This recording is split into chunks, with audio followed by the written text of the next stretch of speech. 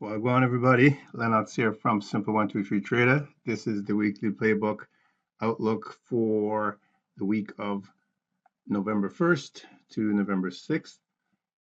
It is Sunday night, and I'm hoping everybody is safe. I'm going to start off with the Australian dollar. And what I've done this week is just to start off, I'm showing you the Australian dollar on the weekly time frame in line chart mode.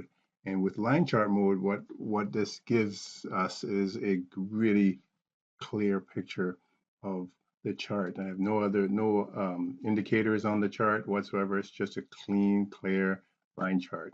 So um, being an Elliotician, I follow the waves, and what I'm seeing here is basically telling me that we are obviously moving back down after hitting a resistance area, and we should be looking for price to continue down at least back possibly to this next support area at this point here on the chart. We've broken through another support. We're actually sitting on a more recent support area right now, but looking like it will more than likely fall through. So let me put it into candle mode and we'll take a closer look. So on the candle mode, we had a big red candle last week. We had a 1, 2, 3 top, and we are now heading to the downside again. Expected move at least down, but we're just looking at for this week, the week of the 1st to the 6th. So we can, of course, not expect it to reach that level at this point, but this is a trajectory. Okay, so dropping to the daily time frame. Okay, we are again heading to the downside right now. We're just breaking through a support resistance area, and that will be my expectation that price for this week should continue down with a weak Australian dollar. Okay, so that is Aussie. Let's take a look at the Canadian dollar. Okay, so if I go to a line chart on Canadian dollar on the weekly time frame, similar type of look. Again, we're up at a major resistance area with the waves. We have reached again a plateau, and we're looking to come down. So again, a weak Canadian dollar looking right there, and dropping to chart mode or candle mode. Okay, we are again breaking through a resistance support area and looking weak to the downside at this point. It is trying to turn, but looking more like we're going to be heading down to the next area of support resistance. Okay, so that would be my takeaway for the week for Canadian dollar. A little bit of weakness also in the Canadian dollar. So okay, so let's go and take a look at the US dollar. And again, I'm going to go into line mode on the US dollar. This is on the weekly time frame, and this is the move right now. And I will just keep going down. So right now, basically, we're in a very choppy area and hitting some serious support areas here. But the overall trajectory is to the downside to come back down to this support area down here. But right now we're in a very choppy area, which could see us chop around in here for a bit of time. So caution on the US dollar, especially going into a volatile week with elections. On the daily time frame, let me go to the candles. Let me go back to the weekly real quick. So again, right now is pushing to the upside on the weekly. Okay, so on the daily time frame, okay, we have strength, and so it looks like continued strength, and that could push us to the upside to the next previous resistance area. So that's what that's looking like for the U.S. dollar. Some strength with a possible something like that to the upside. Okay, so a little bit of strength in the U.S. dollar going forward this week. All right, and of course, again, this can change in quick time depending on how things play out on Tuesday night. Okay, we're going to take a look at the euro and to go into the weekly and line chart. Okay, you can see they're all basically similar. So they've had a nice push. They're up to this level here. So again, I'm looking for a pullback on the euro back down to this support area. And again, it's not going to do that all at one time, but this is the trajectory. So in essence, we're looking for downward moves, and this is what is happening. The euro is weak, so we'd be looking primarily for tops when we are playing against. So weakness on the euro means anything else against the euro would be strong, basically. All right, so that's the euro. Let's take a look at the Swiss franc. And on the weekly time frame, I'll put on the line chart. And again, we're up at a resistance area trying to break through. So we've had quite a push to the upside. And this one is a little different than the other ones. We had this big, huge move. And now it's again looking like it wants to come back down. So looking just like that. So drop, making it into candles.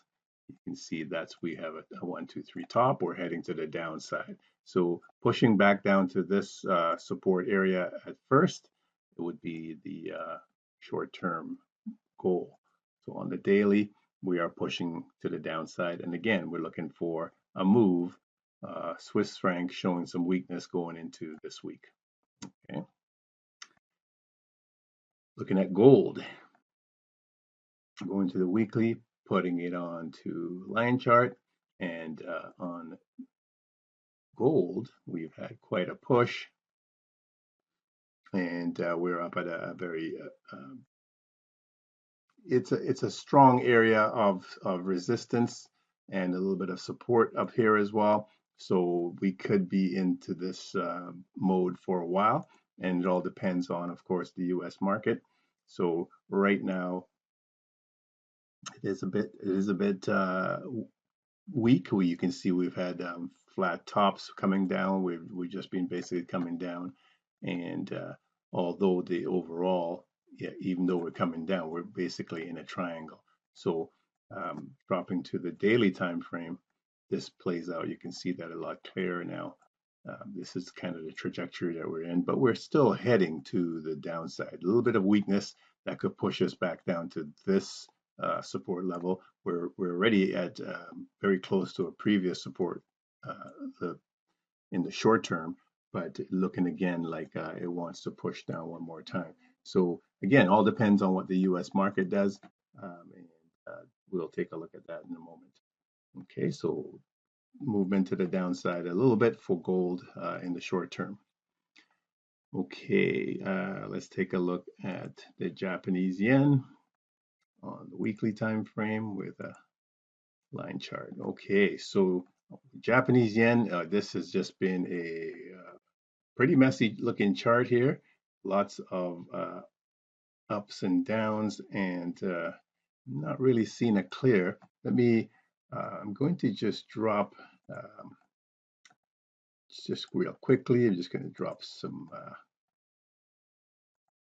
support resistance lines on this real quickly just to get an idea of previous support resistance areas. And just a quick, and we're mainly concerned with over here, of course. So I'm just looking mainly at that area, and that looks pretty good. I could put one right here. Okay, so that gives us a good idea. We're on our way to the upside at this point with the Japanese yen. There's been lots of strength, and let's go to the, there we go, candles, and again, we're right up at a resistance area, and we have a little red bar forming. So are we heading to the downside? Could be, look so, but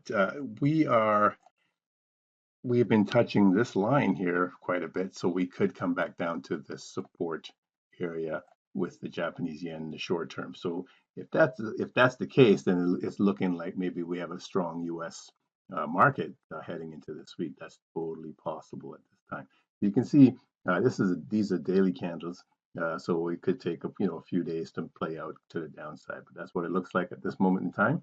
A little move to the downside for the Japanese yen. And let's take a look at the New Zealand dollar. So this is on the weekly. Let's put it onto line chart.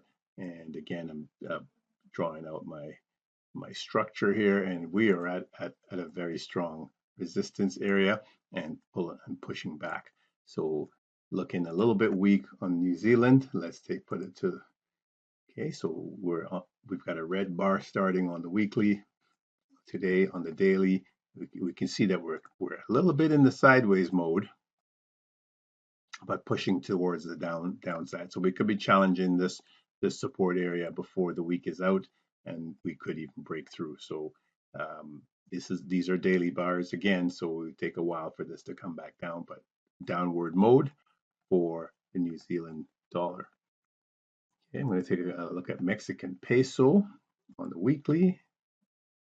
Okay, so we're in quite a move to the upside, but we've hit a resistance area right here and are looking now to push back down. So let's put it to candles, and we'll go to the daily, see this a little better. Okay, so there's our move, and we can see our structure is intact going to the upside. So at this point,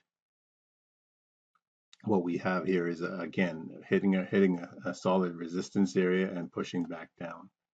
Okay, so dropping to the that's daily. So looking again like we have touched a very strong support area here, and we could turn around on this one to the upside because there's been lots of strength in the Mexican peso against the US dollar recently, and looking like we're going to be doing that. If I drop to the 4-hour on this one, just one of the, you could see that we are indeed pushing back to the upside. So I would look for strength in the peso, okay, against the US dollar.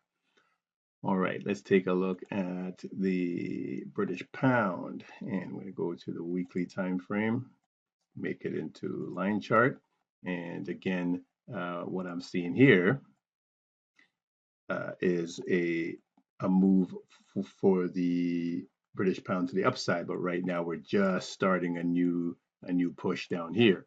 So let's go a little closer, make it into candles. So right now we could have a bit of a down move, but I think overall we're going to turn to the upside. But this can take the whole week to play out. But right now we're in downward mode with the British pound. Okay, so again, it could be short term because we have this move. We're just retracing that move. We come back down to this support level, and we could be turning back to the upside in quick time. So in the short term, a downward move. Okay, you can see that support is right here, so we could come back down to this support area. If we breach this level, of course, we're heading down to the next support area, but looking like we probably more than likely will turn around at this point. Okay, so that's the British pound. I look at the Dow, and I'm going to go to the weekly line chart. Okay, so the Dow, you can see that we're right at a support area currently, and we're going to turn around at this point. It's going to be an interesting one. So what I'm seeing here is this move, and my expectation is for a push back to the upside. However, right now it's going to have to fight through all that mess in there, and it's trying to, you can see that. So on the daily, it's trying to turn around for a push back up. Whether or not it's going to be strong enough, we're at a very strong support area all around, and I would expect a move back up at least in the short term.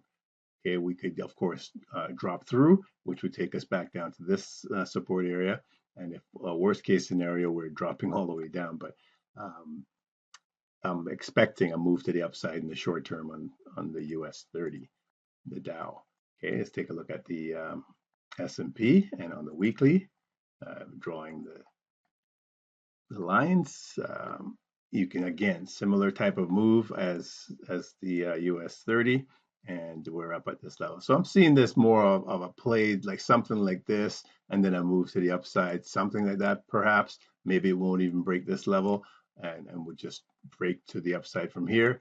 But again, if the news is terrible, we could see this going further down towards this level, even down to this level. That's totally possible. So it's all going to depend on what happens on Tuesday night, but it looking right now. Let me go to the candles. Let me go back to the weekly. Look, right now, looking like it wants to try to turn around. Okay, we're right at this a support area, and on the daily, again, looking like it wants to turn around, but I can see that we could get this kind of move and then another move down before that occurs. So this is totally possible short-term move to the upside and then further drop. That's totally possible in there. But in the short term, still Friday, I could see a move back to the upside for the US S&P 500. All right, so that's a look at all the major currencies. Profitable trading to everyone. Be safe. We're done now. Thank you.